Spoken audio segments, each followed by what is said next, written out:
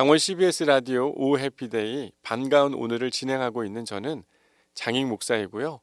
원주 양문 성결교회를 섬기고 있습니다.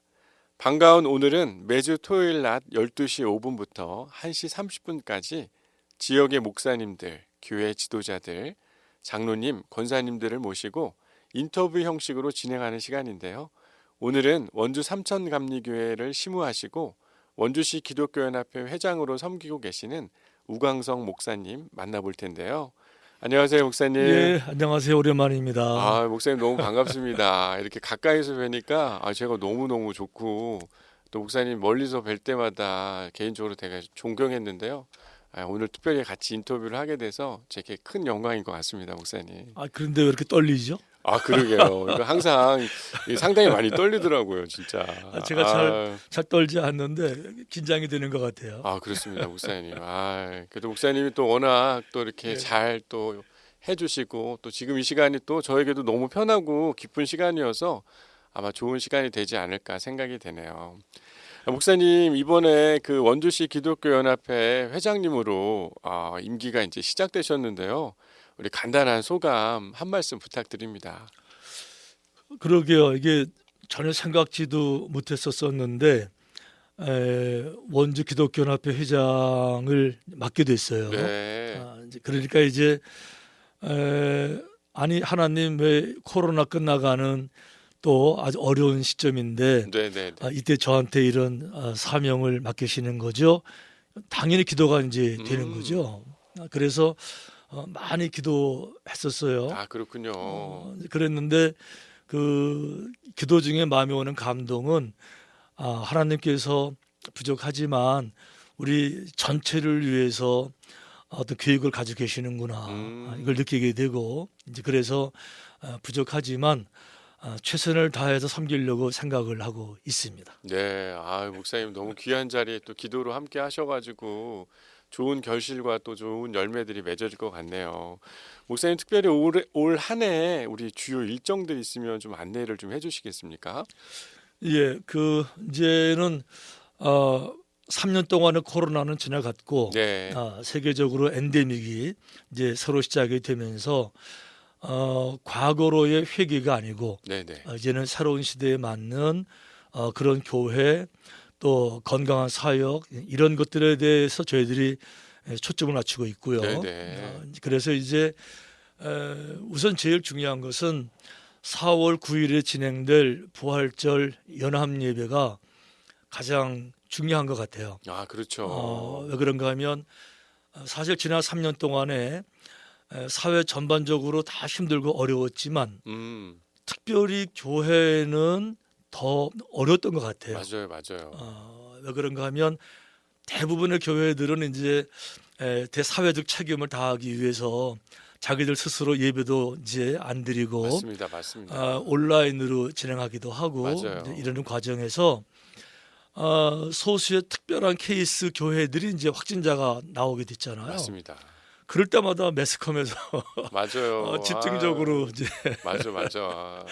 질책을 하게 되고 이렇게 하는 과정에서 정말 힘들었는데 중요한 거는 우리 기독교 신앙은 정말 예수님을 생명으로 실존적으로 만나는 거잖아요. 맞습니다. 그쵸? 그러니까 이제 인생에 대해서도 전혀 다른 차원의 새로운 인생관을 고백하게 되고 삶의 목적론이든지 가치관도 달라지는 것이고 세계를 바라보는 월드 뷰도 달라지고 네. 거기 이제 인생을 거는 거니까. 맞아요. 그러니까 이제 어떤 환란이나 뭐 고통, 환경 이런 문제 때문에 신앙을 버릴 수 없는 거잖아요. 그렇죠. 그러니까 코로나가 이제 물론 혹독했지만 그럼에도 불구하고 여전히 우리의 신앙들 살아 있습니다. 이것을 한 번에 볼 수 있는 것이 이번 부활절 연합예배 같아요. 그렇군요. 그래서 만약에 이번 부활주일 연합예배 때 많은 사람들이 함께 모일 수 있을 것 같으면 서로를 바라보면서 네네. 우리가 누구인가? 역시 믿음은 위대하다. 맞아요. 주님은 거룩하시다. 맞습니다. 이런 계기라고 생각이 돼서 부활절 예배 잘 준비하고 있고요. 네네. 이게 첫 번째 행사고. 네네. 그다음에 이제 그 서울을 중심으로 해서 지저스 페스티벌이라고 그 여의도 순복음교회 이영훈 목사님 중심으로 네. 팬데믹 이후에 교회 부흥 운동이라고 하는 새로운 흐름이 지금 시작됐잖아요. 이제 그래서 그분들과 연계해서 금년 9월 달경에 원주 지역 목회자들을 대상으로 하는 목회 비전 세미나를 하려고 비전 해요. 세미나를 하는군요. 예. 그 내용은 이제 뭔가 하면 팬데믹 시대에 어떻게 건강한 성도들을 돌봐드릴 수 있을까? 네. 이런 점 하나 하고 그다음에 이제 전도가 안 된다고 그런 말을 많이 하는데 충분히 전도가 가능하거든요. 그렇죠, 이제 그렇죠. 그래서 특별히 관계 전도 중심으로 해서 일일 세미나를 구성하고 있고요. 네. 세 번째 행사로는 요즘 사실 젊은 세대가 힘들고 어려운 세대 맞잖아요. 그럼요, 그럼요. 근데 그분들이 사는 것도 어렵지만은 그분들에게 믿음을 물려주는 건 너무 중요하다고 생각이 들어서 맞습니다. 10월경에 생각하고 있는데 원주 지역에 여기 영 어덜트 그리고 유스 그룹 네네. 뿐만 아니고 이제 각 대학교의 우리 기독교 동아리 네. 다 모두어서 그 축제 한 2박 3일 정도 아. 영 어덜트 축제를 지금 네. 생각하고 있어요. 그리고 이제 11월 초가 되게 되면 단풍도 이제 좋은 계절이 되기 때문에 원주에 한 400여 개 전체 교인들을 대상으로 하는 우리 기독교인 걷기 대회까지 너무 좋네요, 진짜. 요 정도 지금 금년 행사로 준비하고 있습니다. 네. 지금까지 또 원주시 기독교 연합회에서 많은 사역들을 했는데 올해는 더 특별한 그런 느낌이 참 많이 드는 것 같아요. 목회자들, 또 젊은 세대들, 또 모든 이 원주시에 있는 교회들이 함께 참여할 수 있는 좋은 프로그램이라 이 지역에 있는 교회들이 상당히 많은 관심을 가질 것 같습니다. 목사님, 특별히 우리 원주시 기독교연합회 회장님으로 우리 초대 메시지 한번 부탁드려요. 우리 부활절 연합 예배 관련해서 한번 초대 메시지 부탁드립니다. 그래요.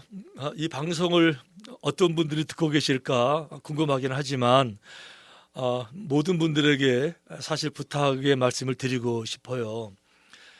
이번 부활 예배를 준비하면서 저희들이 정식 이름을 카타콤 부활 새벽 연합 예배라고 정했습니다. 그 이미지에서 이제 아시겠지만 카타콤이라고 하는 것은 2000년 전에 로마 시대의 기독교인들이 박해를 피해서도 지하 무덤에 들어가서도 그 믿음을 지켰던 그런 모습을 상징적으로 보여주고 있잖아요. 이제 그래서 무덤에서 나오세요라는 의미에서 카타콤 부활 새벽 예배라고 정해봤는데 의외로 많은 분들이 정말 기도하는 분들이 같은 마음을 가지고 계시는 것 같으세요. 이제 그래서 준비를 하다 보니까 원주를 대표하는 그런 교회들이 많이 있는데 그런 교회들이 자진해서 협력하겠다고 네. 이렇게 해서 지금 원주 제일감리교회에서는 당일에 안내위원 맡아주시기로 이렇게 했고요. 네네. 또 중북교회에서는 헌금위원 해주시겠다고 연락이 왔고 제가 지난주에 너무 감사했는데 이제 연합 예배다 보니까 연합 찬양대도 중요하잖아요. 네. 이렇게 해서 각 교회마다 지금 연합 찬양대 할렐루야 연습하는데 우리 연합회에서 인원 파악을 해보니까 놀라셔야 되는데. 그러게 놀랄 준비 되어 있습니다. 예, 준비되셨어요? 네네, 그럼요. 지금 찬양대만 500명이 넘습니다. 500명이나, 예. 대단한 숫자네요, 진짜. 그럼요. 그러니까 이 새벽에 찬양대 500명이 넘는 사람들이 모여서 할렐루야를 부를 때, 저는 벌써 기대가 돼요. 그렇군요. 아마 우리 원주 치학관이 정말 막 울려 퍼질 것 같은데, 네. 어쨌든 지금은 우리가 누구인가를 돌아볼 수 있는 중요한 계기가 돼 있고요. 네네. 함께 모임으로써 상대방을 통해서 우리의 정체성도 확인할 수 있고 네. 더욱 중요한 것은 이 부활절 예배를 정말 잘 드리게 되면 이 부활절의 은혜가 이 코로나 모든 어둠을 한 방에 깨끗하게 네. 정리할 수 있는 그런 기회라는 점에 대해서 여러분들 기도하시면서 와주시면 정말 주님께서도 기뻐하실 것 같습니다. 네. 목사님, 진짜 23년도 우리 부활절 연합 예배가 더욱 기대가 되고 또 많은 분들이 자원해서 이렇게 함께 참여한다는 게 너무나 큰 기쁨이 아닐까 이런 생각이 드네요. 목사님 특별히 그 목사님이 되신 그런 뭐 시작들이 있었을 거라고 저는 생각하는데요. 특별히 5대째 기독교 집안으로 또 계속 목회와 관련된 일들을 또 가정 안에서 또 보고 이렇게 하게 되셨을 텐데 이렇게 목회자로 사역을 하게 된 특별한 계기 같은 게 있으셨나요? 5대째라고 이제 네네. 말씀하셨는데 네.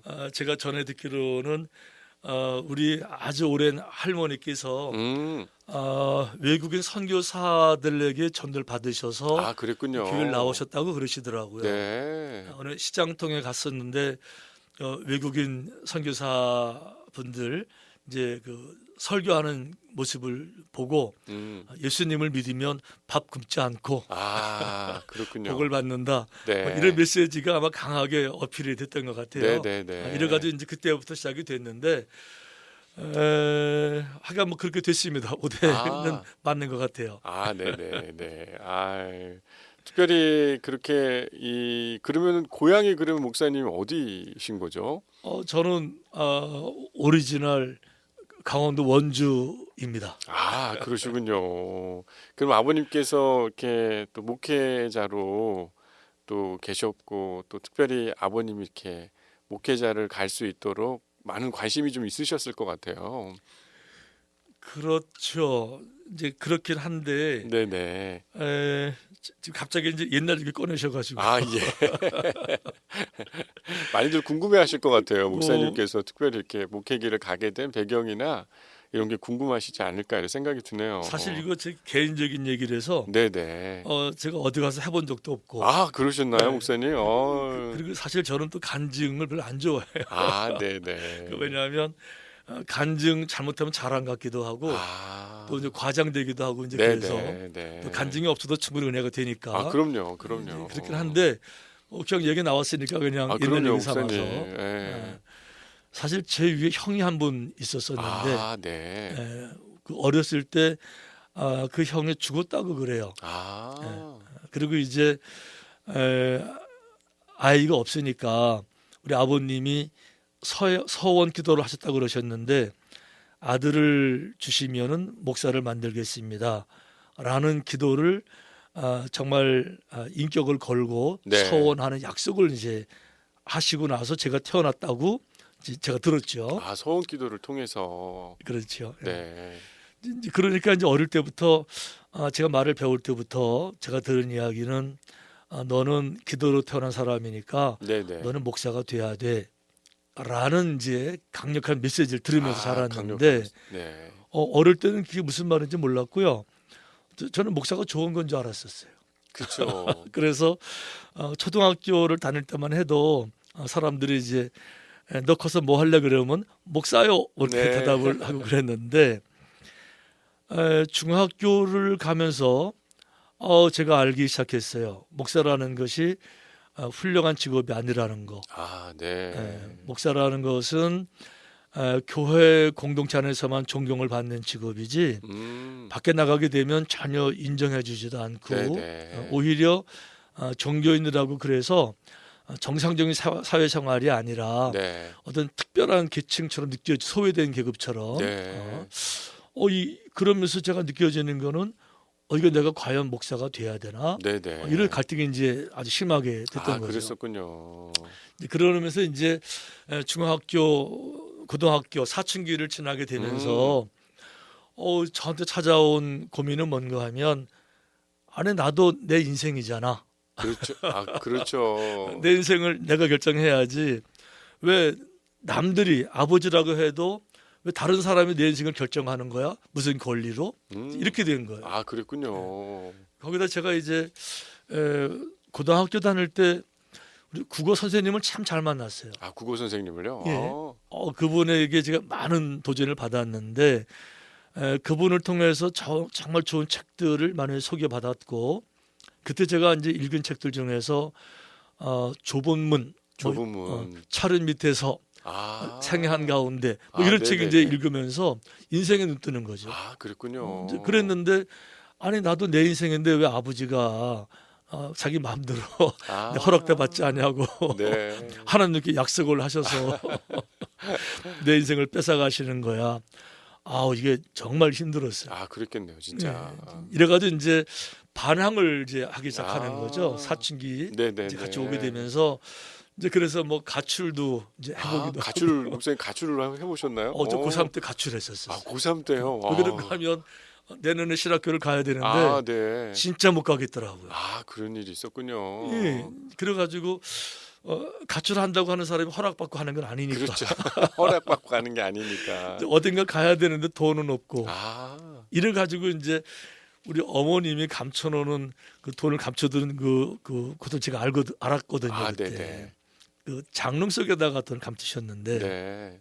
제가 그 돈을 이제 꺼냈어요. 꺼내가지고. 허락도 안 받고 꺼내가지고. 그리고 이제 중앙선 부산 가는 야간 완행 열차를 이제 혼자 처음 타보고 그리고 밤새 달려가지고 이제 부산에 도착을 했죠. 네네. 그러면서 이제 거기서 3박 4일 동안 방황한 얘기는 접는 걸로 하고 네네. 그리고 이제 집을 오기는 와야 되는데 네. 돈도 떨어지고 그랬을 것 같아요, 진짜. 집에 들어오는데 집에 가면 이제 많이 혼나고 매도 맞을 것 같고 그렇죠. 도저히 못 오겠는 거예요. 아, 이래가지고 고민하다가 한 가지 방법이 있더라고요.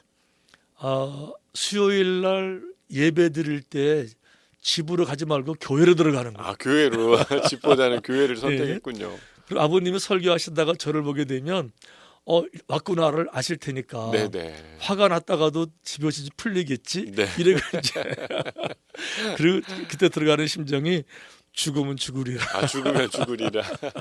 탕자가 돌아오는 마음 가지고 이제 그랬겠네요, 들어왔어요. 진짜. 들어왔는데 아버님이 저를 보셨는데 어디 갔다 왔니? 뭐 또 어머님은 너 왜 돈을 훔쳐가지고 갔니?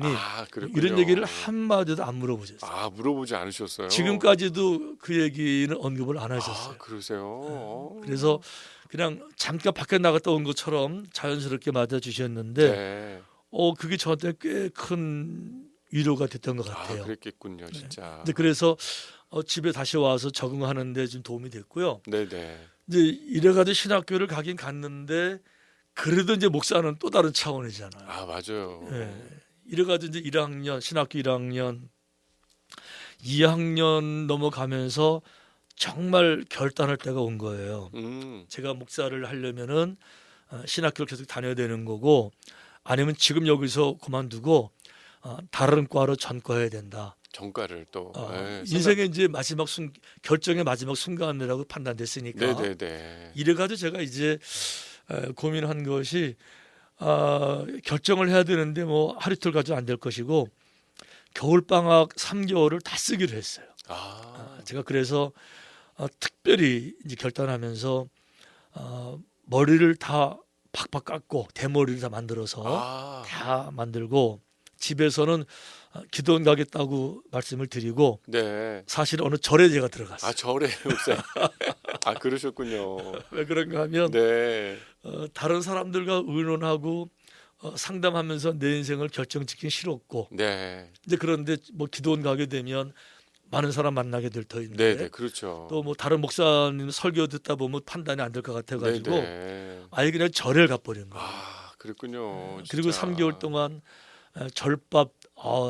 절밥이 맛은 있어요. 네네. 그렇죠. 그렇죠. 산나물로 만든 맞아요. 아주 맛있는 건데 3개월 동안 절에 이제 기거하면서 성경도 보고 네. 또 기도도 하고 책도 보면서 시도 쓰면서 제 나름대로 결정을 하긴 했는데 제가 결정하게 된 큰 동기 두 가지가 있었어요. 두 가지가 있었나요? 네. 첫째는 이제 절에 갔는데 절 스님들이 그 깊은 산에서도 새벽 예불, 새벽 기도를 하더라고요. 근데 그분들은 새벽 4시에 이제 종을 치는데 교회 종처럼 이제 그런 종이 아니라 여운이 아주 길은 예를 들면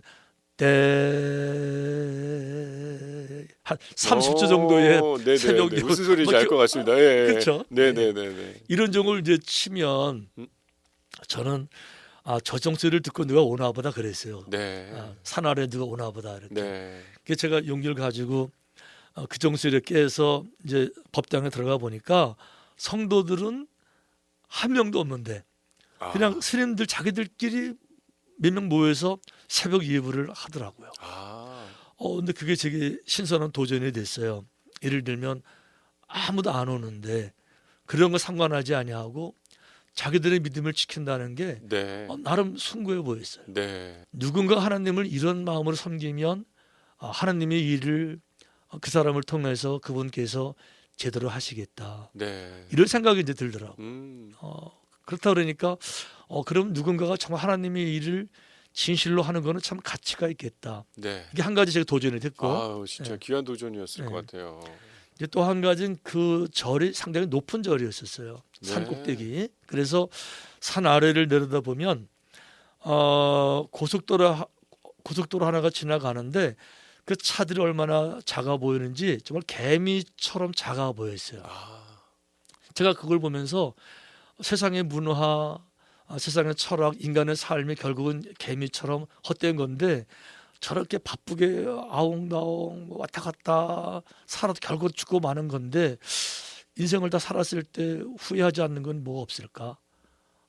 그건 아마 주님의 일을 정말 한다 그러면은 인생 마지막 순간에도 후회하지는 않겠다. 네. 라는 생각이 제가 이제 오. 들으면서 그러면서 이제 그때 결단한 것은 사람들은 모르겠어요. 제가 이제 그 당시 편견일지 모르겠는데 예수님의 이름을 이제 빙자해서 자신의 필요를 채우고 또 이제 자신의 명예를 채우기도 하고 네네네. 뭐 하지만 그거 정말 다 내려놓고 순수하게 주님을 사랑하는 마음으로 일하는 목사가 됐으면 좋겠다라는 마음을 가지고 결단을 하긴 했는데 제가 지금 와서 생각해 보니까 제가 부족한 게 너무 많았더라고요.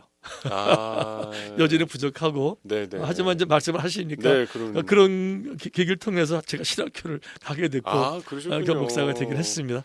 목사님 진짜 이야기 들어보니까 이거 꼭 그 사람들에게 같이 들어야 될 만큼 목사님의 귀한 또 신앙의 도전 또 목회자의 길을 가게 된 중요한 사건이 아니었나 생각되네요. 예전에 저도 목사님 그 한국 도박문제관리센터라는 곳에서 근무를 할 때 도박 중독자분들이랑 이 템플스테이 한번 참여해 본 적이 있었습니다. 예. 제가 의도해서 참여한 게 아니라 저도 목사였지만 예. 이 도박 중독자들을 위한 프로그램을 참여하기 때문에 제가 방문을 해봤는데 그 절도 상당히 운치가 있고 그러면요. 또 절에서 어떤 그런 수양하는 그런 모습들이 진짜 이 복음은 잘 모르지만 그들이 진정성을 가지고 대하는 모습을 보면서 저도 많은 도전이 됐었는데 목사님 얘기 들으니까 그 당시 때 목사님 참 많은 좋은 기억들로 그 시간이 있지 않았었나 이런 생각을 하게 되네요. 목사님 또 목회자의 길을 가게 된 이야기도 참 듣게 됐는데 우리 졸업 후에 또 안수 받으시고 목사님 특별히 미국으로 가시게 됐다고 제가 들었어요. 목사님 그 미국에 있었던 이야기도 너무 궁금한데 목사님 한번 이야기 좀 나눠주시면 좋을 것 같습니다. 그래요. 제가 사실 말씀드린 것처럼 그 반항하느라고 네. 대학 시절을 이제 보내게 됐는데 네. 반항할 때 아주 좋은 합리적 방법이 뭔가 하면 데모였던 것 같아요. 네. 당시 이제 사회 분위기가 민주화 운동과 맞습니다. 이제 연계되면서 그때는 제 마음의 상처 또 반항 그런 것 때문에 했다고는 생각하지 않았는데 네. 그때는 순수하게 정의감이라고 생각했었는데 지금 돌아보니까 제게 사회 구조에 대한 반항심도 조금 이렇게 연계됐던 것 같아요. 네, 이렇게 해서 제가 이제 대학 다니면서 네. 데모 많이 하고 네. 그리고 이제 반항하다 보니까 제가 그 정상적인 신앙생활보다는 뭐 하나님의 정의 뭐 이렇게 또 당시에 뭐 민중운동 네. 또 해방신학 맞아요. 그런 쪽으로 이제 관심을 갖고 살았고 제 친구 목사들도 다 그런 친구들이기 때문에 네네. 그러면서 이제 그 막상 그 졸업할 때가 되면서 또 전도사로 나가서 섬기다 보니까 내가 한국에 살게 되면 계속 이런 범주를 벗어나지 못하고 네. 꼭 살 것 같더라고요. 아. 늘 데모만 해야 되고 이렇게 네네네. 상황이. 그래서 제가 이런 거 말고 좀 더 넓은 세상을 보고 싶다. 네. 이런 이제 마음이 생겨서 결국 제가 이제 하와이로 하와이요. 처음에 하와이로 이제 유학차 떠나게 된 거죠. 아, 그렇군요. 그리고 이제 하와이에 도착을 했는데 아무것도 가진 거 없이 아. 사실 준비된 것도 별로 없었거든요. 네네. 근데 그럼에도 불구하고 가야 된다라고 하는 그 마음의 강한 도전이 있었고, 아, 그렇군요. 그리고 이제 다른 사람들이 안 된다고 하니까 정말 안 된다고 하나님은 살아계실 텐데 아. 이런 생각이 들고 네네. 제가 그래서 이제 가자마자 어떤 계획을 세웠는가 하면 비행기를 타고 떠나가면서 제일 먼저 삶의 플래닝이 뭔가 하면 공부를 하긴 하지만 일단 돈은 없으니까 네. 가자마자 햄버거를 먼저 팔아야 되겠다. 아, 햄버거를 파실 생각을 하신 거예요? 맥도날드 가서 아. 종업원으로 이제 햄버거 그러시군요. 파는 것부터 시작을 하고 그다음에 그 가스를 넣고 주유소에서 네네네네. 그 정도 일이라 그러면 나도 할 수 있겠다. 아. 이제 그런 각오를 가지고 이제 가게 됐죠. 네. 이제 약간 그 과정을 거치면서 몇 년 지나면서 하와이에서 개척을 이제 하게 됐는데 네. 교인들이 한 5명 정도를 처음에 모았어요. 아. 근데 그분들은 기존 성도가 아니라 네네네. 하와이는 미군 부대가 많아요. 아, 미군 부대가. 네. 그렇죠. 전략상. 네네네. 이제 그래서 미군 부대 근방에 미군과 결혼한 여성들이 많이 살았는데 아, 그분들이 이제 친구도 없고 그렇죠. 너무 외진적이기 때문에 외롭잖아요. 네. 전혀 교회를 모르는 분들인데 일단 5분을 모은 거예요. 아, 5명을요. 아. 이래가지고 이제 그분들과 개척교회를 시작했는데 네. 몇 년 지나면서 교인들이 한 30명쯤 늘었는데 와. 와우가 아니고 저는 그때 정말 절망이 오더라고요. 아, 그랬나요, 목사님? 왜 그런가 하면 아무리 노력해도 30명을 넘지 않는 거예요. 아. 네. 아무리 노력해도 30명 이상 되지도 않고 또 교회에 오긴 왔지만 그분들이 믿음이 들어가는 게 아니라 네. 뭐 여러 가지 이유로 늘 불편하고 다투기도 하고 네네네네네. 뭐 갈등들이 생기고 이러면서 음. 저는 하나님께 제가 버림받은 목사 아. 이런 느낌이 너무 드는 거예요. 아, 그랬군요. 네. 왜 그런가 하면 제 친구 목사들은 한국에서도 벌써 당시에 큰 교회 목사하고 맞아, 있고 맞아. 그러는데 저는 이게 지금 다른 나라 와가지고 이게 지금 이렇게 평생 산다고 할 것 같으면 네. 와, 난 얼마나 내 인생이 초라할까. 네네. 너무 절망이 되더라고요. 그러는 와중에 제가 이제 하와이 코나의 YM을 제가 알게 된 거예요. 그러셨군요. 예. 우리 말로 이제 예수 전도단이라고 알려졌는데 네네네네. 사실은 이제 그 예수 전도단은 우리나라 말이고 본래 이름은 YM이죠. Y Youth with Mission 네네네. 이런 뜻인데 거기에 이제 제가 처음 가서 세미나 참석을 하면서 사실은 거기가 제 인생에서는 일종의 야복강가 같은 담에색 도상 같은 그런 영적인 일들이 제게 있었었어요. 아, 그랬군요, 목사님. 제가 거기서 처음으로 그 이너 힐링, 네. 그 상처의 치유, 네. 또 성령님의 기름 부으심, 성경에 말하는 거듭남, 네. 성령 세례 이런 걸 제가 거기서 처음으로 제가 경험을 그랬군요. 했었던 거예요. 아. 그러면서 제가 어릴 때부터 소위 말하면 PK 네. 목회자 자녀로 자라면서 가졌던 많은 상처들이 씻겨 나가는 아주 그랬군요. 독특한 경험을 제가 거기서 아. 제가 하게 되면서 성령께서는 지금도 살아계시고 네. 역사하시고 터치하시고 어루만지시고 치유하시는구나를 이론이 아니라 제가 경험을 하고 나니까 네. 모두 삶이 다 달라졌죠. 그랬군요, 목사님 진짜. 이렇게 해서 제가 놀라운 경험을 하고 이제 목회지로 돌아갔는데 성도들이 전혀 다른 차원으로 이제 보여지는 거죠. 그동안은 성도들이 이렇게 부흥의 원동력, 교회 부흥의 목적, 맞아. 부흥시킬 사람들로 보였는데 네. 부흥과는 전혀 관계없이 그랬군요.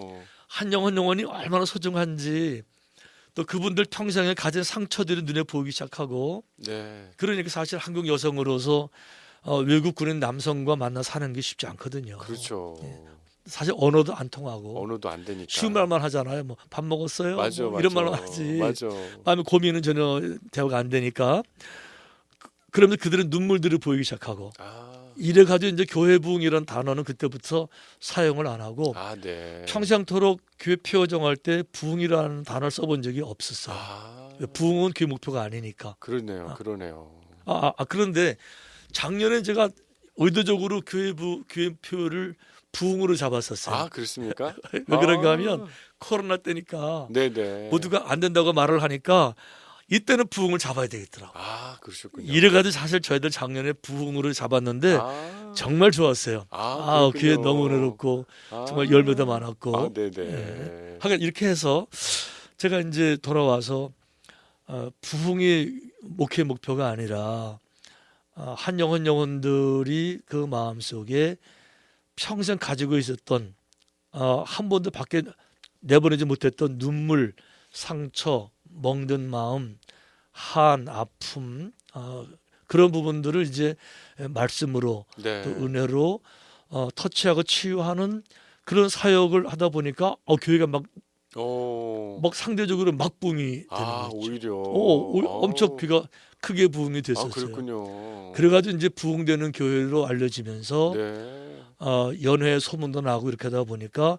이제 미국 메일랜드에서 본토에서 네네. 초청을 하게 돼서 아, 제가 하와이 생활을 접고 이제 LA로 가게 됐던 거죠. 그러셨군요. 그 하와이에서 개척해가지고 5명으로 시작했는데 그 이후에는 이제 30명 또 예순도단 다녀오시고 나서 또 오히려 훨씬 부흥보다는 큰 교회가 성도들을 또 돌보는 그 모습을 통해 또 하나님이 역사하시고 또 하나님이 만져주시는 큰 교회가 됐네요. 그럼 목사님 LA에 있다가 그러면 다시 그 한국으로 오시게 된 특별한 기회나 이런 것들이 좀 있으셨나요? 예, 사실 그 LA 있으면서 네네네. LA 목회도 참 좋았어요. 그러셨군요. 남가주 LA에 네. 그레이스 리버라고 은혜의 강이란 교회인데 네네. 저는 이제 우리 한국 감리교회가 아니라 미국 감리교회 소속으로 이제 목회하면서 거기서도 아주 교회 특별한 경험을 이제 하면서 잘 지냈는데 네네네. 이제 그러면서 막연하게 제 마음속에 나이를 많이 먹게 되면 마지막은 한국에 가면 좋겠다. 이런 생각을 막연히 이제 하긴 했었어요. 그렇죠. 네.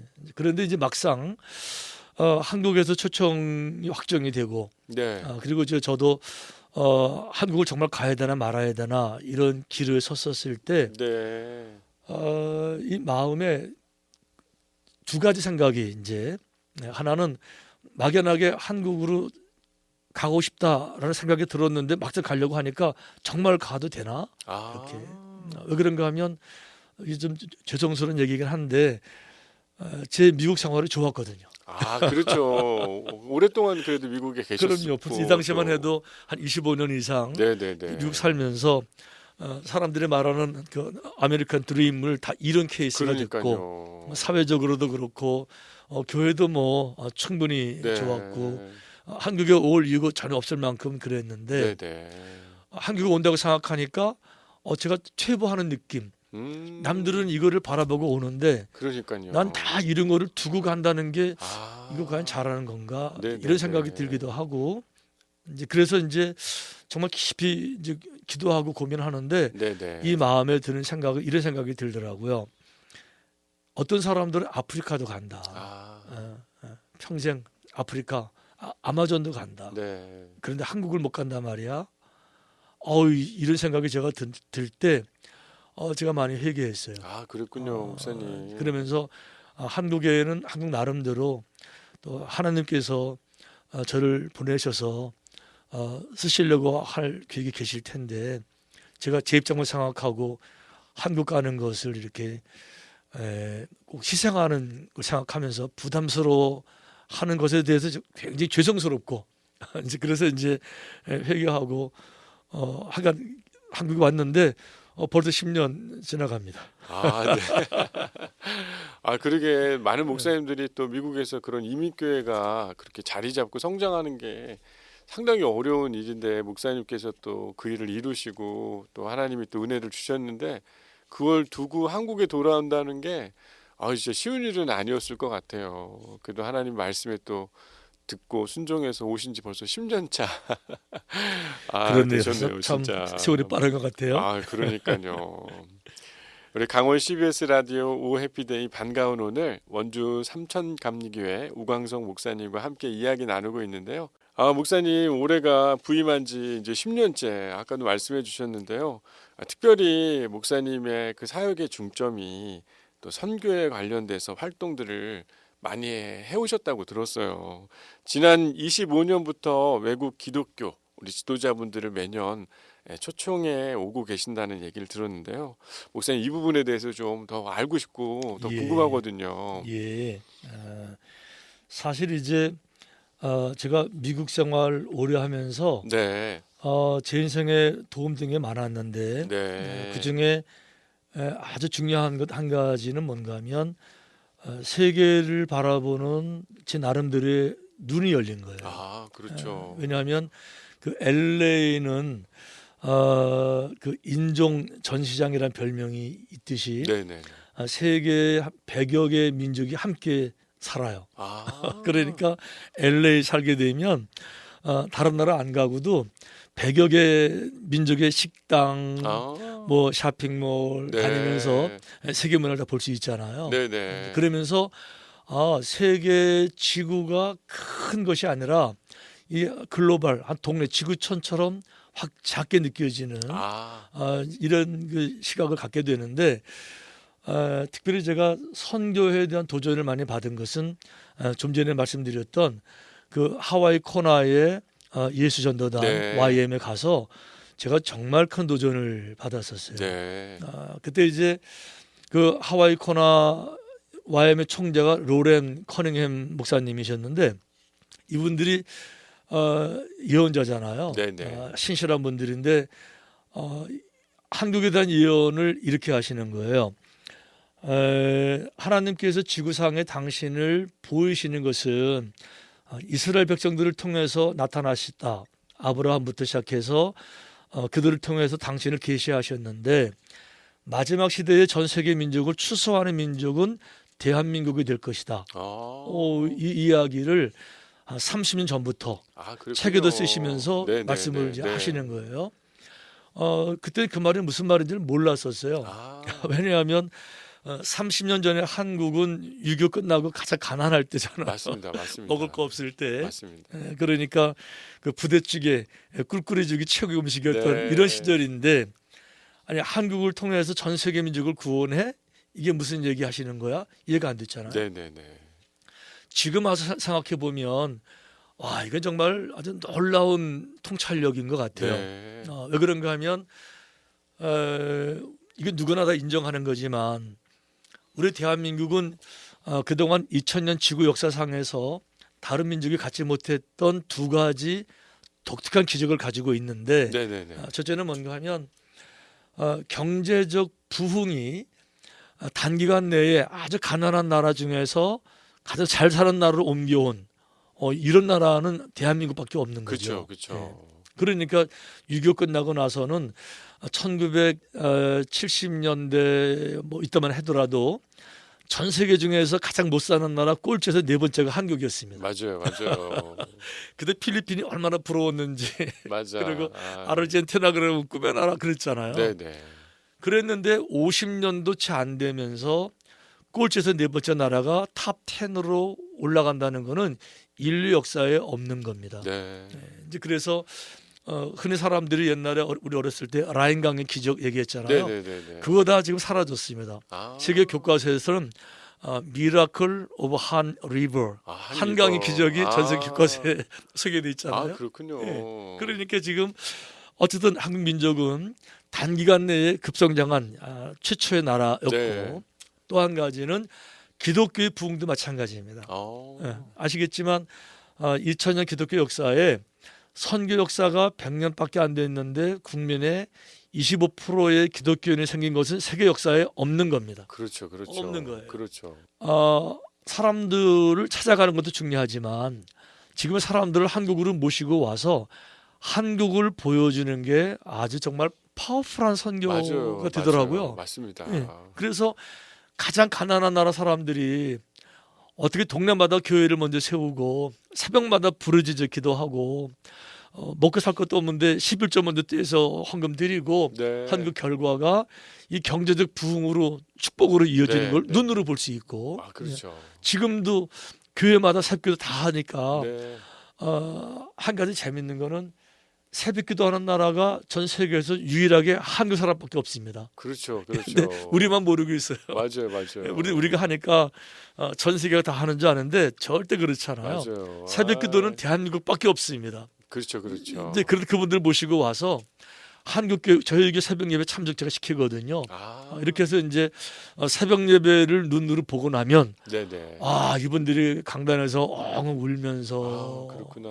회개도 하고 네. 결단을 하고 돌아가서 서로 목회를 하게 되는데 제가 통계를 내보니까 우리 교회를 방문했던 목회자들이 돌아가서 알리고 서로 이제 전파하면서 해외에서 새벽기도하는 교회가 저희 교회 때문에 지금 1,000개가 넘어갑니다. 1,000개. 어우, 엄청난 숫자네요, 진짜. 그럼요. 그리고 이제 새벽 예배 드린다는 거 사진 찍어서 저한테 보내기도 네, 하고 네, 뭐 네. 이렇게 하는데 코로나 있기 전에 해마다 이제 5년 동안 5회까지 해왔는데 코로나가 생기게 되면서 이제 멈추게 됐던 거죠. 그렇죠, 그렇죠. 이제 그래도 올해 이제 아, 엔데믹이 됐으니까 5월 4월 28일 날 이제 6차 벌써 6차. 저에게 오실 분들 티켓이 끝났고 다 그렇습니까? 저한테 룸메이트다 연락이 왔고 이렇게 해서 이제 그렇군요. 4월부터 다시 재개가 이제 되게 됩니다. 그렇군요. 너무 귀한 소식이네요. 진짜 이 외국에 계시는 그 현지 선교사님들 또 현지인 사역자들이 한국 교회에 대한 관심이 그렇게 많더라고요. 그럼요. 예. 진짜 저희도 작년에 이제 태국에 선교를 갔다 왔는데 올해 저희도 옵니다. 그 팀이. 근데 네. 지금도 기다리고 있고 목사님 교회 그 일정하고 거의 비슷한 것 같아요. 네. 그래서 왔을 때 예. 목사님 교회도 한번 방문도 하고 싶고, 그럼 환영합니다. 너무 좋을 것 같아요. 그럼요. 그래서 도전이 될 것 같고 또 오랜 기간 동안 목사님 해오셔가지고 전 세계에 1,000개 넘는 새벽기도회가 생겼다는 건 삼촌감리교회가 진짜 큰 복의 근원이다 이런 생각들을 더 많이 하게 되는 것 같네요. 특별히 삼천교회 로뎀 힐링타운이 이제 봉헌되어 가지고 작년 10월이지 않았나요, 목사님? 맞습니다. 예. 그렇군요. 목사님 어떤 역할들을 지금 하고 있는지 더 이야기 나눠주시면 우리 청취자들이 지금 너무 궁금해하실 것 같아요. 하나님이 살아계신다는 이야기는 뭐 말로 하는 게 아니니까 네, 삶 속에서 정말요 볼 수 있나요? 이런 질문도 가능하신데 그런 일들이 저희들에게 있었던 것 같아요. 네. 이제 코로나가 시작이 되고 이제 전혀 교인들이 못 모이는 상황이 됐을 때 네네. 저희들이 고민했어요. 그러면 이제 사역을 다 손을 놓고 무조건 시간을 보내야 되나? 모두 선교가 멈췄으니까. 그렇죠, 이제 그렇죠. 그러다가 저희들 기도하면서 이건 아니다. 선교는 못하지만 다른 거는 뭔가 할 수 있지 않을까? 뭘 할 수 있을까? 라는 것 때문에 저희들이 교회에서 공청회를 제가 열었습니다. 흔히 공청회는 교회에서 안 하는 건데 네. 일방적으로 교회 입장을 발표하는 것이 아니고 성도들의 의견을 들어보려고. 이제 그래서 코로나 때 우리가 뭘 할 수 있을까요? 라고 이제 의견을 냈는데 네. 거기서 많은 분들이 건축하고 공사하고 이런 거는 공사니까 코로나 관계없지 않냐? 야외에서 하는 거니까. 그럼 뭘 할 수 있을까? 힐링타운을 지어보자. 이렇게 된 거예요. 그렇군요. 이래가지고는 코로나 시작되기 전까지는 아무런 그림도 없었고 생각도 없었었는데 공청회 2번을 거치면서 전교원 의견이 힐링타운을 해보십시다. 이렇게 돼가지고 그렇군요. 그때부터 이제 힐링타운을 위한 땅을 보러 다니고 결국 이제 한 10개 정도 땅 중에서 한 땅을 골랐죠. 그랬군요. 근데 정말 좋은 땅을 기적적으로 주님이 주셨어요. 치악성 골짜기에 물이 흐르는 땅인데. 그렇습니까? 그리고 넓은 땅을 한 5,000평 정도의 땅을. 5,000평이면 진짜 너무 좋은 귀한 땅입니다. 땅이네요. 예. 이렇게 해서 거기서 이제 저희들이 힐링 타운을 건축을 했는데 모두 세 동으로 지었습니다. 성전동 하나 짓고, 네. 그다음에 식당동 아. 하고, 그리고 이제 펜션형으로 해서 네. 옛날 기도원식으로 안 하려고 그랬어요.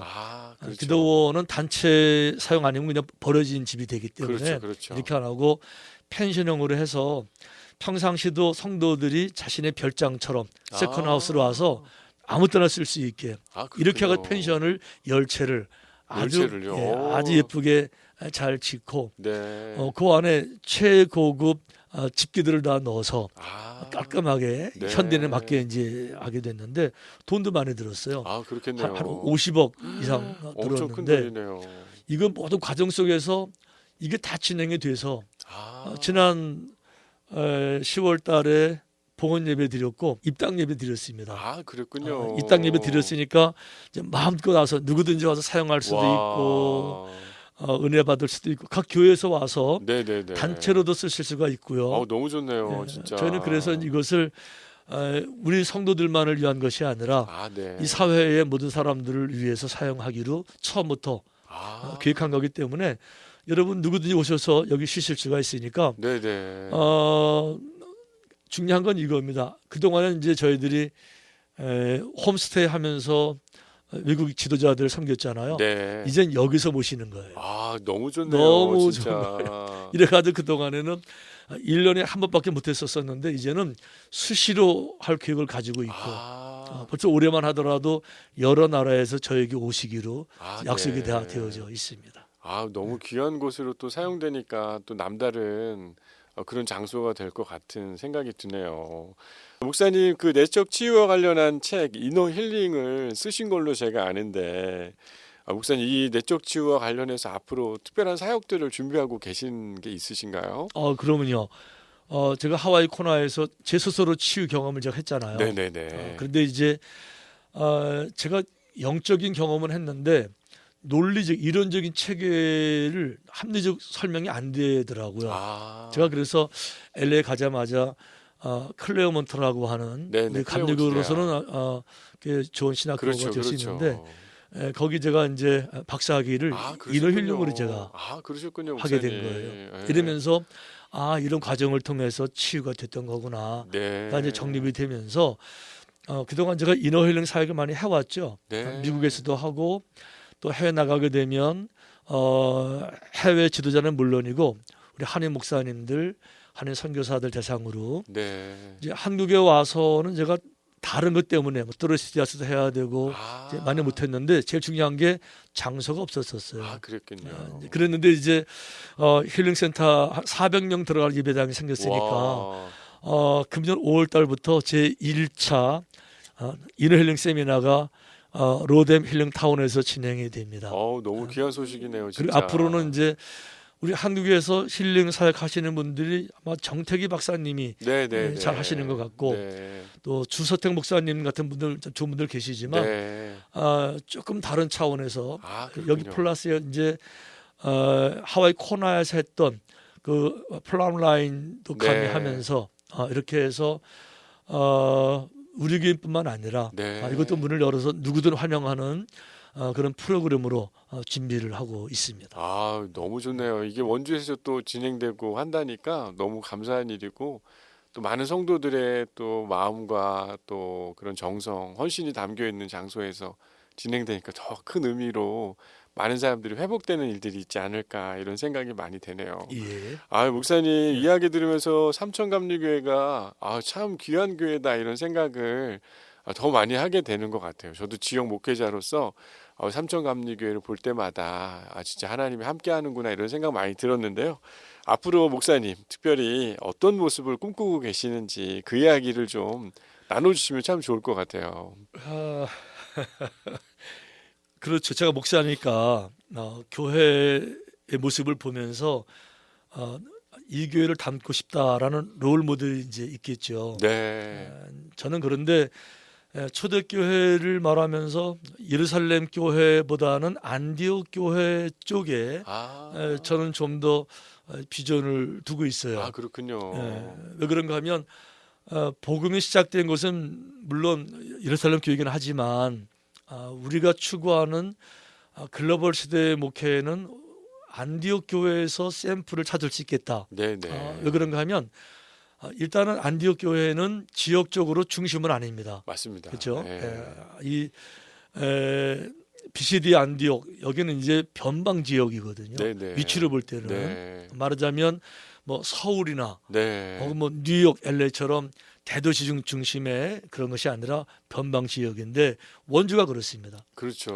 원주는 뭐 강원도의 지방 도시잖아요. 네. 하지만 이제 원주의 이미지는 원주 참 좋은 도시예요. 그렇죠. 제가 원주에 살지만 미국으로 말하면은 원주는 콜로라도 덴버 같은 도시예요. 아시잖아요. 그죠? 네네네네. 콜로라도 덴버 달 밝은 밤에 그러니까 산이 높은 지역인데 원주 산들 얼마나 많아요. 그렇죠. 산세 얼마나 아름답습니까? 그러니까요. 거기다가 조그만 남은 강들 쫙 있잖아요. 그렇죠. 그러니까 그렇죠. 환경으로 따지면 최고 환경인데 어떤 도시에 있는 도시보다도 훨씬 더 글로벌 마인드를 가지고 네. 세계를 바라보는 목회가 되겠더라고요. 아, 충분히 가능하죠. 그럼요. 그리고 그런 선교도 충분히 가능하고 이제 이렇게 해서 제가 이제 우리 교회 오자마자 만든 것이 뭔가 하면 글로벌 빌리지를 제가 만들었어요. 이것도 이제 오신 분들 깜짝 놀라시고 그러시는데 네. 한 100평 정도 되는 그런 홀에다가 전 세계에서 선교지에 방문하게 되면 각 나라마다 수비니어가 있잖아요. 기념품들. 그걸 가지고 와서 전시를 하는 거죠.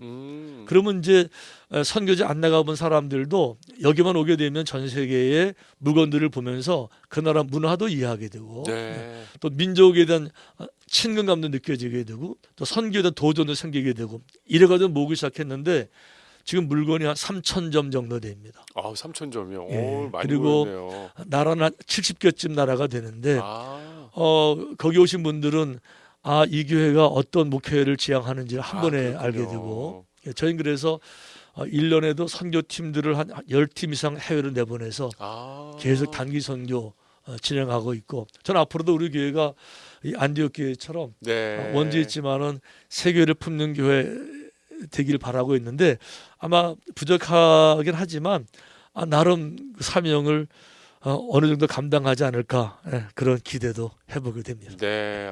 역시 삼천교회의 그런 목회적 방향이 목사님 얘기를 들으니까 더 분명하게 이해가 잘 되는 것 같아요.